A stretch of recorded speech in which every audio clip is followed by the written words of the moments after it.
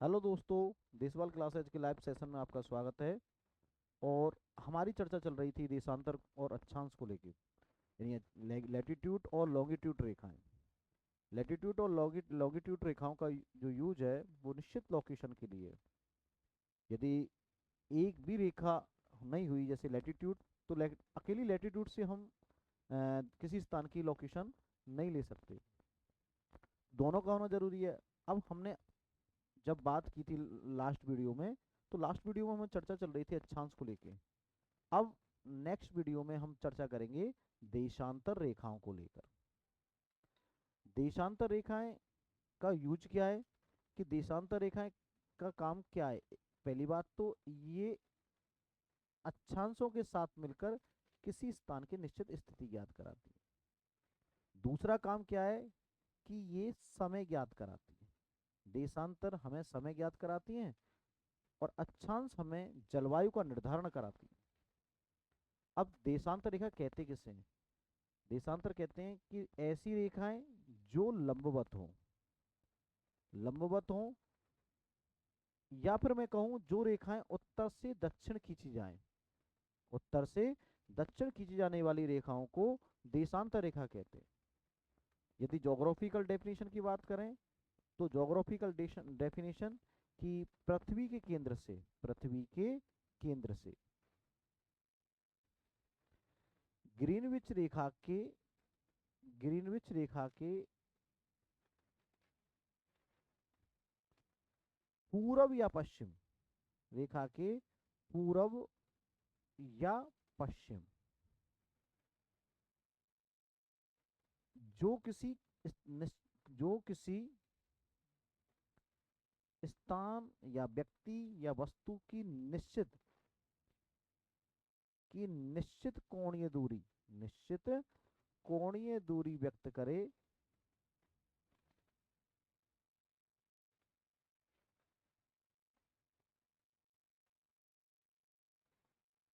करे देशांतर कहलाते हैं।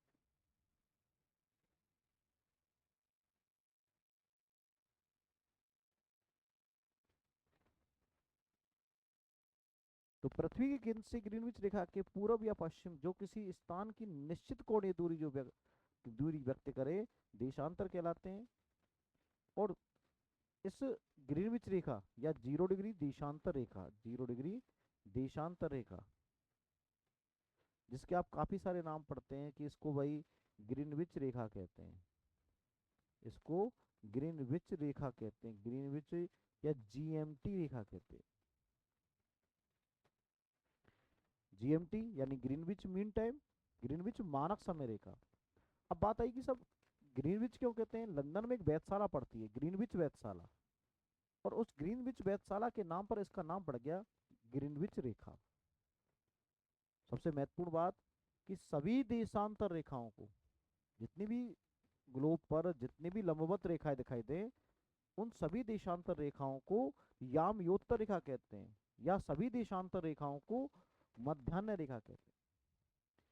सेकंड ग्रेड में क्वेश्चन आ गया कि प्रधान यामयोत्तर किसे कहते हैं। वेरी गुड बेटा, कि प्रधान यामयोत्तर रेखा किसे कहते हैं, या प्रधान मध्याह्न रेखा किसे कहते हैं। घर में रहने वाले सभी सदस्य होते हैं, और प्रधान किसे कहते हैं, जो सबसे बड़ा होता है, या जो मुखिया होता है। पूरे ग्लोब पर हमने चर्चा की थी कि सबसे जो महत्वपूर्ण रेखाएं थी वो 0 डिग्री देशांतर है, और इधर या फिर अक्षांश में बात करें तो 0 डिग्री अक्षांश रेखा है। तो क्वेश्चन पूछा था कि प्रधान यामयोत्तर रेखा किसे कहते हैं। प्रधान यामयोत्तर रेखा कहते हैं बेटा 0 डिग्री देशांतर को। इसको प्रधान यामयोत्तर, सभी देशांतरों के साथ हम यामयोत्तर लिख सकते हैं, परंतु जैसे 0 डिग्री यामयोत्तर रेखा, परंतु बात आई कि साहब प्रधान यामयोत्तर या प्रधान मध्याह्न रेखा कौन सी है। प्रधान मध्याह्न रेखा है 0 डिग्री देशांतर। कुल होते कितने हैं। देशांतर, कुल देशांतर बराबर,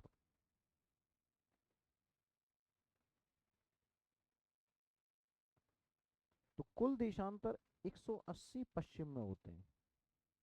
180 पश्चिम में होते हैं प्लस 180 पूर्व में होते हैं, और दोनों को मिलाकर हो गए 360। अब यदि कुल देशांतर रेखाओं की बात करें तब भी 360 होगा, कुल देशांतरों की बात करें तो भी 360 होगा। कि सब कुल देशांतर 360 होते हैं। अब इन देशांतर रेखाओं की बीच की दूरी इनके बीच की दूरी को, देशांतर रेखाओं के बीच की दूरी को बेटा गोरे कहते हैं। देशांतर रेखाओं के बीच की दूरी को गोरे कहते हैं। अच्छा, एक शब्द और चलता है, ग्रिड। ग्रिड ग्रिड एक अंग्रेजी का शब्द है, और वो शब्द होता है, ग्रिड का अर्थ होता है जाल।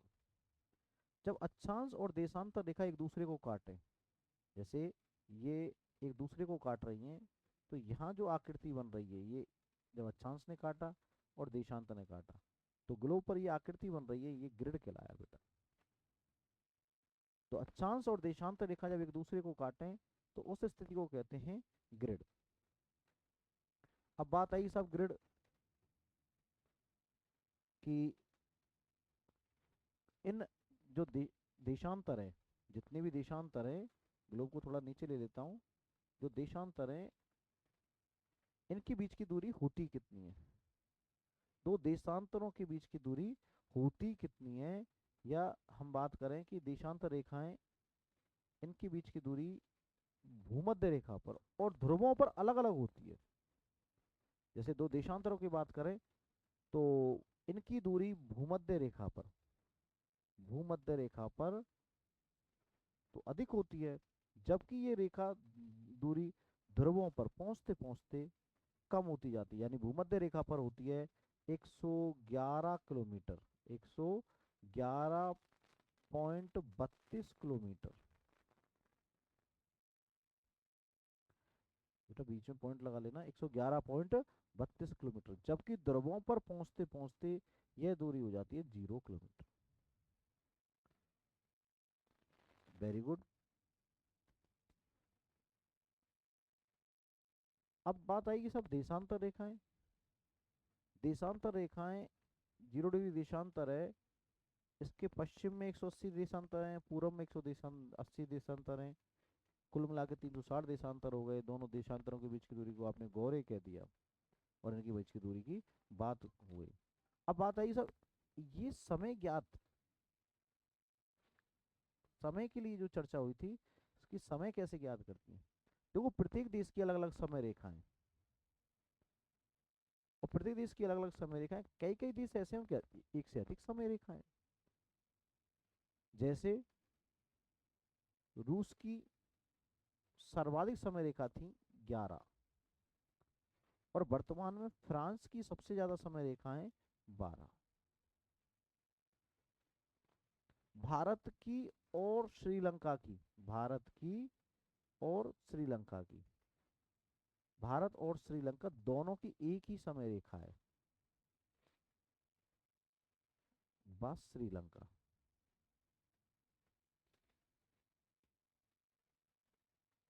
एक ही समय रेखा है, और वो समय रेखा है 82.5 पूर्वी देशांतर। अब पूर्वी क्यों किया, जो भारत की स्थिति है, जो भारत के संदर्भ में बात करें तो भारत की स्थिति इस ग्लोब पर पूर्वी गोलार्ध में है। कहाँ पर है, पूर्वी गोलार्ध में। पूर्वी गोलार्ध में तो ये 82.5 पूर्वी देशांतर इसके मध्य से निकलती है। तो भारत और भारत के नीचे यदि हम बात करें, माना कि ये भारत है, इसके नीचे एक देश है, और वो देश है श्रीलंका। ये भारत है। यहां से एक रेखा यहां से एक रेखा ऐसे निकल रही है, तो जो रेखा भारत से निकल रही है वही रेखा श्रीलंका से निकल रही है। तो दोनों का समय जोन एक ही है, और वो 82.5 देशांतर रेखा।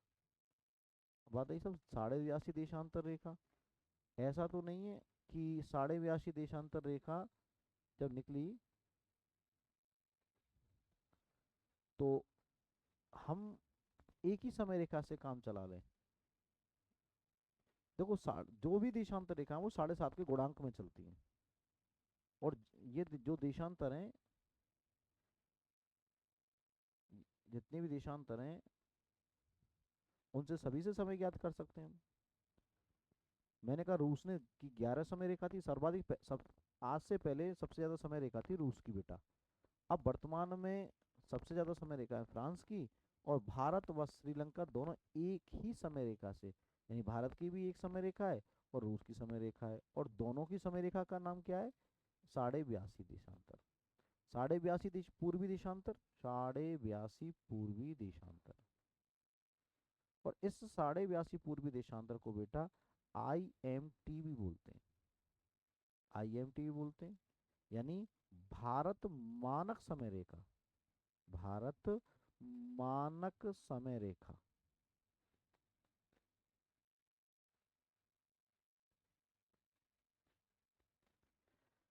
भारत मानक समय रेखा से जो समय ज्ञात करते हैं, वो समय ज्ञात करते हैं इलाहाबाद के नैनी मिर्जापुर से। अब बोलो साहब इलाहाबाद, तो इलाहाबाद, वो इलाहाबाद जिसे हम अब वर्तमान में प्रयागराज बोलते हैं। उत्तर प्रदेश के CM माननीय योगी जी, मैं समझता हूँ कि भूगोल का अनुभव रखते हैं, क्योंकि उन्होंने काफी नाम परिवर्तन किए, उनमें से एक नाम इलाहाबाद भी है, और इलाहाबाद का नाम उन्होंने वर्तमान में रख दिया प्रयागराज। अब प्रयागराज ही क्यों रखा? प्रयागराज रखने का कारण था कि प्रयाग कहते हैं दो नदियों के संगम स्थल को। देखो जहाँ दो नदियां मिले, जहाँ दो नदी मिले वो तो कहलाएगा प्रयाग। जहाँ तीन नदी मिले वो कहलाएगा त्रिवेणी। अब हुआ क्या कि पहले नदियां मिलती थी तीन। एक नदी थी गंगा, एक नदी थी गंगा, एक नदी थी यमुना। एक गंगा मिलती थी, एक यमुना मिलती थी। गंगा, यमुना और सरस्वती।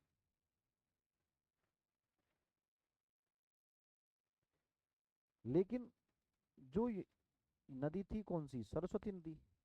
इसने अपना मार्ग परिवर्तन किया, और मार्ग परिवर्तन किया, सरस्वती नदी ने मार्ग परिवर्तन किया, और ये कहते हैं ये विलुप्त हो गई, या फिर हम कहें कि सरस्वती नदी आज नदी के धरातल के ऊपर ना बहकर धरातल के नीचे बह रही है। तो अब वर्तमान में दो ही नदियां संगम करती हैं इलाहाबाद में, वो है गंगा और यमुना। अब ये त्रिवेणी ना होकर ये क्या हो गया? प्रयाग हो गया। जैसे हमने पढ़ा है देवप्रयाग, कर्णप्रयाग, रुद्रप्रयाग। गंगा नदी को जब हम पढ़ेंगे तो उसमें हम कई प्रयाग पढ़ेंगे, जैसे देवप्रयाग है, कर्णप्रयाग है, रुद्रप्रयाग है, विष्णुप्रयाग है। ये सभी क्या है? दो नदियों का संगम स्थल है, दो धाराओं का संगम स्थल है, इसलिए इसको हम प्रयाग कहते हैं। अब चूंकि इलाहाबाद में दो ही नदी मिलती हैं, गंगा और यमुना, गंगा यमुना नदियों बहने के कारण अब इलाहाबाद का नाम बदल के रख दिया प्रयागराज। और इस प्रयागराज में एक जगह पड़ती है नैनी मिर्जापुर। एक जगह पड़ती है नैनी मिर्जापुर। अब नैनी मिर्जापुर से हम भारत का समय ज्ञात करते हैं। यानी बात आई कि सब भारत का समय किससे ज्ञात करेंगे? 82.5 पूर्वी देशांतर से। ये निकलती कहाँ से? इलाहाबाद के नैनी मिर्जापुर से। इलाहाबाद कहाँ पड़ता है? यूपी में पड़ता है। इलाहाबाद कहाँ पड़ता है? यूपी में पड़ता है। इलाहाबाद या प्रयागराज कहाँ पड़ता है? यूपी में पड़ता है। अब ये नदी जब निकलती है तो ऐसा तो नहीं है कि, सॉरी, एक ये रेखा निकलती है तो खाली ये यूपी में से निकलती होगी। इसके लिए ये भारत के कितने राज्य, यानी 82.5 पूर्वी देशांतर भारत के कितने राज्यों से निकलती है? 82.5 पूर्वी देशांतर भारत के 5 राज्यों से गुजरती है। और वो 5 राज्य कौन कौन से हैं? यूपी में 82.5 छुआ। इस ट्रिक से याद कर लेंगे यूपी में 82.5 छुआ।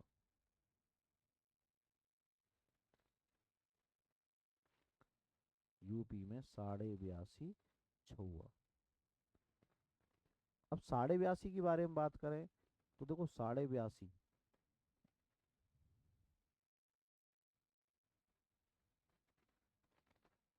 82.5 पूर्वी देशांतर, ये कौन सी रेखा हो गई बेटा? आईएमटी रेखा हो गई।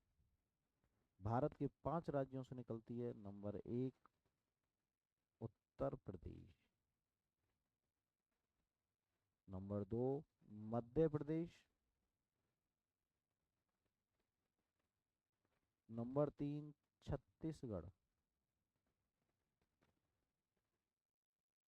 नंबर 4 उड़ीसा और नंबर 5 आंध्र प्रदेश। तो उत्तर प्रदेश, मध्य प्रदेश, छत्तीसगढ़, उड़ीसा और आंध्र प्रदेश भारत के 5 राज्यों से गुजरती है। और 5 राज्यों में जैसे हम बात करें उत्तर प्रदेश, उत्तर प्रदेश का कैपिटल क्या है बेटा? लखनऊ। Very good. मध्य प्रदेश का भोपाल, छत्तीसगढ़ का रायपुर, उड़ीसा का भुवनेश्वर, आंध्र प्रदेश नहीं बेटा, आंध्र प्रदेश का अब वर्तमान में अमरावती। हाँ वेरी गुड। अमरावती तेलंगाना। हाँ आंध्र प्रदेश से अलग हुआ है तेलंगाना। ठीक ठीक ठीक। अच्छा जी। उसके बाद यदि बात करें कि 82.5 पूर्वी देशांतर, 82.5 पूर्वी देशांतर भारत के 5 राज्यों से निकलती है। उत्तर प्रदेश, मध्य प्रदेश, छत्तीसगढ़, उड़ीसा, आंध्र प्रदेश। आपने एक लाइन और पढ़ी है, वो लाइन क्या पढ़ी है? मैंने ये देखा है कि भारत की समय रेखा, भारत की समय रेखा 82.5 यानी आईएमटी, आईएमटी जीएमटी से 5.5 प्लस 5.5 प्लस 5.5 यानी 5.5 घंटे आगे है। अब आगे क्यों है? कि देखो आईएमटी का मतलब क्या हुआ?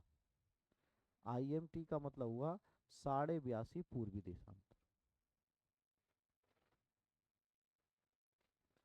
पूर्वी देशांतर।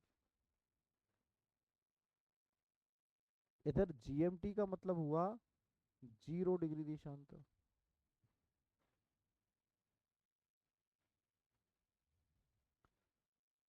आईएमटी का मतलब 82.5 देशांतर और जीएमटी का मतलब 0 डिग्री देशांतर। 82.5 से, अब चूंकि ये ग्लोब है और इस ग्लोब पर ये माना कि 82.5 देशांतर है, ये निकल रही है 0 डिग्री देशांतर है। सूर्य उदय कहाँ से होता है? सूर्य उदय होता है पूरब से उदय होता है। अब जब सूर्य पूरब से उदय हुआ, ये सन पूरब से उदय हुआ, तो सबसे पहले उदय हुआ कहाँ पर? सबसे पहले उदय होगा भारत में। आईएमटी और जीएमटी की तुलनात्मक यदि हम बात करें कि इन दोनों में रेखाओं में से सबसे पहले सूर्योदय कहाँ होगा? पूर्व से होगा। पूर्व से होगा तो सबसे पहले सूर्य पहुंचेगा भारत में या 82.5 पूर्वी देशांतर में।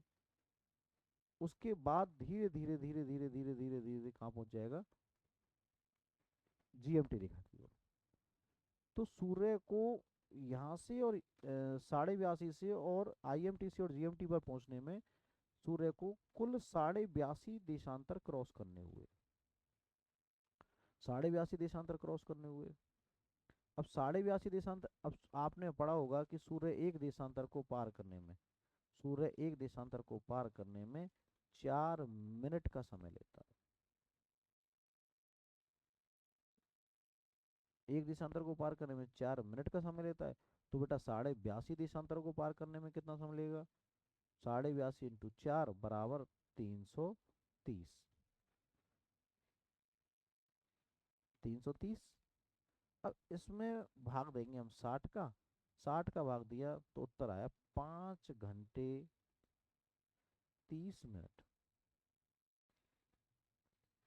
बोले सर ये प्लस क्यों लगाया है, प्लस क्यों लगाया है? प्लस का मतलब है कि आईएमटी पहले पड़ेगी, जीएमटी पीछे पड़ेगी। यानी जैसे दोपहर में लंदन में 12 बजे हुए, लंदन में 12 बजे हुए, तो इंडिया में बजेगा शाम का 5:30। लंदन में दोपहर के 1 बजा हुआ है, यहाँ बजेगा 6:30। लंदन में दोपहर का 2 बजा हुआ है, यहाँ बजेगा 7:30। यानी कुल मिलाकर 5.5 घंटे आगे चलेगा। आगे होने के कारण हमने यहाँ यूज कर दिया प्लस का। बोले सर हम जब कंप्यूटर में जब हम काम करते हैं, लैपटॉप पे काम करते हैं, डेस्कटॉप पे काम करते हैं, या मोबाइल में काम करते हैं, तो हम देखते हैं कि वहाँ चेन्नई कोलकाता लिखा हुआ आता है। चेन्नई कोलकाता आने का कारण क्या है? देखो, आपने देखा होगा समुद्री गहराई को नापते हैं हम किससे? फैदोमीटर से। और फैदोमीटर एक मापक है, और जिसमें मापन करते हैं या मापक है। और उसमें हम यदि पैमाने की बात करें तो वो पैमाना होता है फैदो फैदम, सॉरी। और एक फैदम में बेटा, एक फैदम में 6 फीट होते हैं।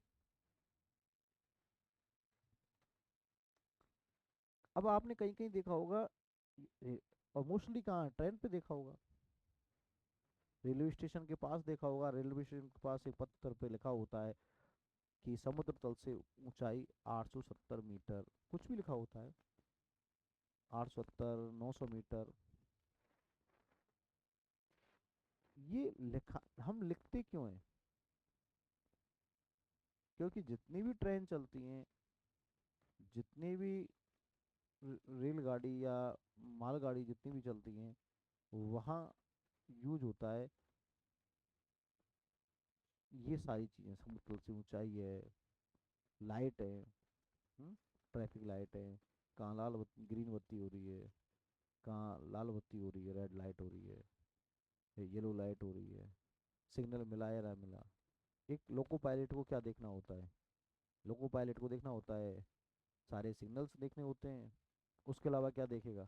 उसके अलावा देखेगा कि साहब समुद्र तल से ऊंचाई कितनी है। यदि कोई सड़क या कोई सॉरी कोई कोई जगह समुद्र तल से ऊंची अधिक है यानी चढ़ाई है, तो अपनी स्पीड बढ़ा देगा। लग रहा है कि इस समुद्र तल से नहीं गहरा समतल भूभाग है, तो एक रफ्तार से निकाल जाएगा। तो ये सब कुछ देखने के बाद समुद्र तल से ऊंचाई हम निकालते हैं। तो बात आई समुद्र तल से मापक या पैमाना जो लिखा रहता है, वो समुद्र तल से मापक और पैमाना लगाते कहाँ से हैं? और वो लगाते हैं बेटा चेन्नई तट से। चेन्नई तट से। तो समुद्र तल से मापक या पैमाना चेन्नई तट से लगाते हैं।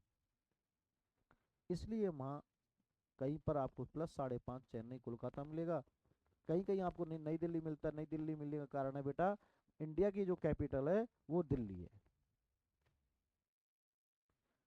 तो हमने पढ़ा कि साहब 5.5 घंटे आगे है आईएमटी जीएमटी से। अब कभी कभी एग्जाम में ऐसे क्वेश्चन आ जाते हैं, जैसे आपने पढ़ा होगा कि सबसे पहले हम जैसे हम राजस्थान पढ़ते हैं या इंडिया पढ़ते हैं, तो राजस्थान में सबसे पहले सूर्योदय कहाँ होता है? राजस्थान में सर्वप्रथम सूर्योदय व अस्त दोनों ही बेटा धौलपुर में होते हैं। तो बेटा जहां से उदय होगा वहीं सबसे पहले अस्त होगा। पहली बात तो याद रख लेना, जहां सबसे पहले उदय होगा वहां सबसे पहले अस्त होगा। उसके विपरीत बिल्कुल पश्चिम में पॉइंट पे सबसे बाद में उदय होगा और सबसे बाद में अस्त होगा। यही बात यदि हम भारत के संदर्भ में करें, भारत के संदर्भ में करें, तो भारत में सबसे पहले सूर्य उदय व अस्त होता है बेटा अरुणाचल प्रदेश। यही बात हम विश्व के संदर्भ में करते हैं, तो आपने सुना होगा उगते हुए सूर्य का देश कहते हैं किसको? जापान को। उगते हुए सूर्य का देश कहते हैं जापान को। और जापान की राजधानी क्या है बेटा? टोक्यो। और टोक्यो किस द्वीप पर बसा हुआ है? टोक्यो बसा हुआ है होन्शु द्वीप पर।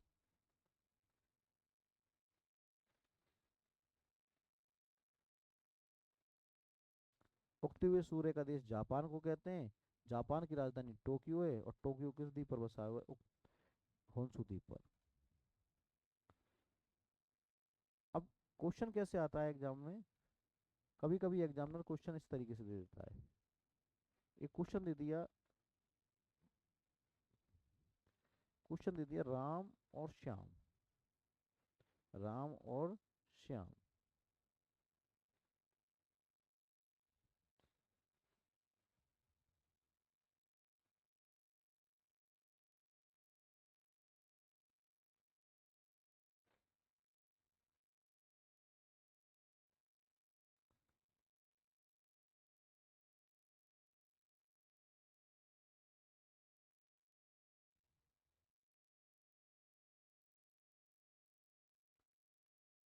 राम और श्याम क्वेश्चन, पहले क्वेश्चन सुनोगे।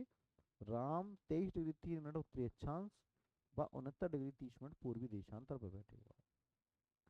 दो, जबकि श्याम 30 डिग्री 12 मिनट उत्तरी अक्षांश व 78 डिग्री 17 मिनट पूर्वी देशांतर। तो दोनों के समय में, इन दोनों के समय में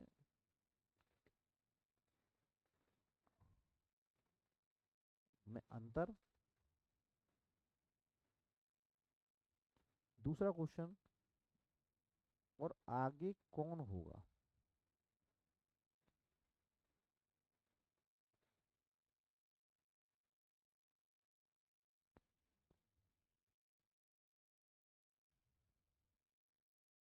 तो आपके लिए 5 मिनट में सबके एक बार अपने कमेंट करके बताएंगे कि अंतर क्या होगा। 36 मिनट। ठीक, बहुत अच्छे, प्रयास किया। ठीक अच्छा अच्छा। चलो करते हैं एक बार। जब टाइम निकालने वाली बात आती है तो बेटा आपको मालूम होगा कि समय किन रेखाओं से निकालते हैं। समय हमेशा अक्षांश रेखाओं से निकालते हैं। सॉरी, समय हमेशा देशांतर रेखाओं से निकालते हैं। अक्षांश रेखाओं का इनको में समय निकालने में कोई भी काम नहीं है। फिर ये हमने क्वेश्चन में लिखा क्यों? क्योंकि क्वेश्चन को बनाने के लिए बेटा दोनों का होना जरूरी है। अक्षांश और देशांतर को बना अलावा के बिना, दोनों के बिना हम किसी स्थान, किसी व्यक्ति की निश्चित लोकेशन नहीं दे सकते। अब बात आएगी सब 69 30 और 78 17। तो सबसे पहले हमें ये देखना है कि जब हम क्वेश्चन करने बैठे कि ये जो दोनों जो दिए हैं, देशांतर दिए हैं, वो या दोनों ही व्यक्ति दिए हैं, वो एक ही घर के हैं या अलग अलग घर के, या एक ही गोलार्ध के हैं या अलग अलग गोलार्ध के। देखो ये पूर्वी देशांतर और ये पूर्वी देशांतर। यदि ये एक ही घर के हैं या एक ही गोलार्ध के हैं तो बेटा हमें क्या करना है? जोड़ना होगा। सॉरी, एक ही गोलार्ध के हैं तो हमें इन दोनों को घटाना होगा। और एक ही गोलार्ध के,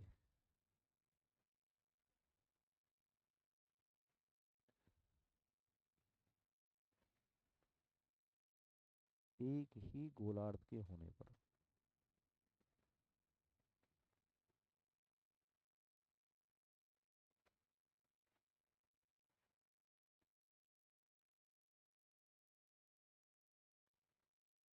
और यदि हम बात करें कि कोई व्यक्ति अलग अलग गोलार्ध का है, अलग अलग,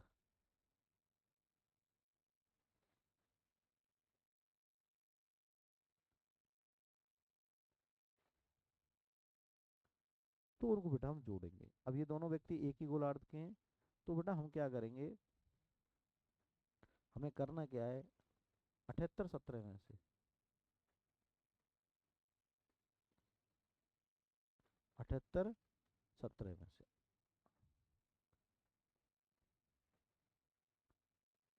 69 30 को घटा देंगे। 78 17 में से 69 30 को घटाएंगे। तो सबसे पहले याद रखना कि 17 में से 30 नहीं जा सकते, 17 में से 30 नहीं जा सकते, तो हमें यहाँ से एक माइनस लेना होगा। जब मैंने यहाँ से एक उधार लिया या एक माइनस किया, तो यहाँ रह गए 77। जब मैं डिग्री को मिनट की ओर लेके आया, तो ये हो गया, कन्वर्ट हो गया मिनट में 60। अब 60 और 17 दोनों को जब ऐड किया, तो ये निकल क्या हो गया 77। अब मैं क्या करूँगा, 77 में से माइनस करूँगा किसको, 30 को। जब मैंने इसको माइनस किया, तो यहाँ बचा 47, सॉरी 47 मिनट, 47 मिनट। अब 77 में से यानी 77 में से 69 में जब माइनस करता हूँ, तो यहाँ बचेगा 8 डिग्री। यानी राजस्थान का यदि हम देशांतरी विस्तार देखें, तो 8 डिग्री 47 मिनट पूर्वी देशांतर है। अब आपको मालूम है कि सूर्य एक देशांतर को पार करने में लेता है 4 मिनट, 4 मिनट। तो इतने देशांतर को पार करने में कितना समय लगेगा, 8 47 × 4, यानी 4 कर देंगे। और इसमें जब हम 4 किया, तो 8 चौक 32, 47 इंटू, अब से मैंने इसको 47 × 4 कर दो, 47 × 4 किया तो 188। 188 को सबसे पहले डिवाइड करो किससे, 60 से। 60 से डिवाइड किया तो ये आंसर आया 3 मिनट 8 सेकंड।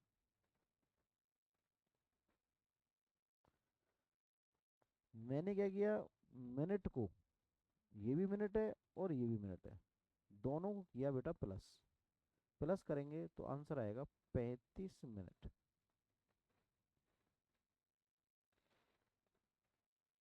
बचा क्या, 8 सेकंड।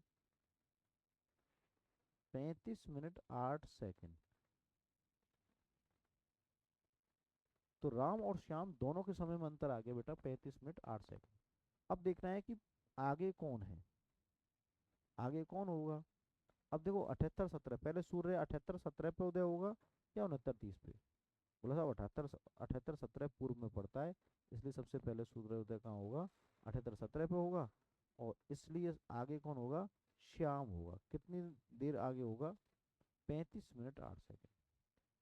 देखो ये जो मान है मैंने लिखा, ये श्याम की जगह पे हम यहाँ कर सकते हैं धौलपुर को, और राम की जगह यहाँ लिख सकते हैं हम जैसलमेर को।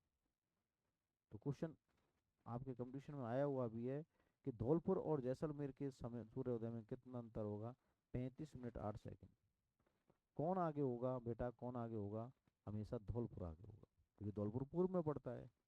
तो सर किताब तो इसको 36 लिखती है, लगभग 36 मिनट। हाँ सही बात है, 36 मिनट, लगभग 36 मिनट का मतलब है कि ये किताब बुक्स क्या करती हैं कि 8 47 को 8 47 लिख के नहीं क्या कर देती हैं 9, और 9 लिखते ही इसको क्या कर देती है 9 चौक 36, और आंसर आ गया 36 मिनट। अब आप लोग एक क्वेश्चन करके देखोगे ऐसे ही। मैं एक क्वेश्चन आपके लिए दोबारा से दे रहा हूँ, राम और श्याम। राम और श्याम के बारे में बात करें, वही राम और श्याम ले लेते हैं, भगवान का नाम भी ले लेते हैं उसी बहाने से। काफी बच्चों को तो ये नाम लिए काफी अड़चन निकल गया है ना। तो राम और श्याम, राम 8 डिग्री 4 मिनट,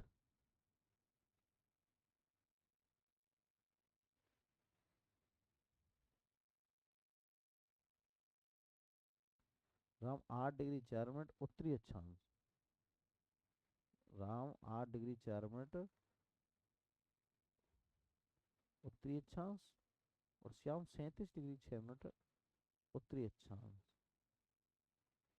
व 68 डिग्री 7 मिनट पूर्वी देशांतर से 97 डिग्री 25 मिनट पूर्वी देशांतर पे है। तो दोनों के समय में क्या अंतर होगा और कौन आगे होगा। तो इसी के साथ कल मिलते हैं सेकंड क्वेश्चन के आंसर के साथ।